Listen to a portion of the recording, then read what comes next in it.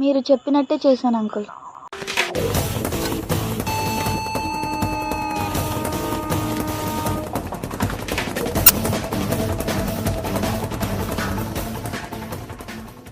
జై శ్రీరామ్. జై శ్రీరామ్. నేను జై శ్రీరామ్ అనగానే అన్నయ్య వచ్చి నన్ను కౌగిలించుకున్నాడు. నేను చాలా హ్యాపీ అయ్యా. జై శ్రీరామ్.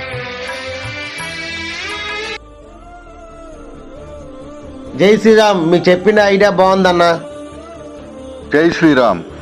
ఈ నెల 22 వరకు జై శ్రీరామ్ అనమని వాట్సాప్లో నేను కూడా చూశాను. ఈ నెల 22 వరకే కాదండి, మనం ఎప్పుడు కూడా జై శ్రీరామ్ అందాం. మన పిల్లల భవిష్యత్తుకు కూడా అది చాలా మంచిది. శ్రీరాములు వారు మనిషి రూపంలో జన్మించిన దేవుడు.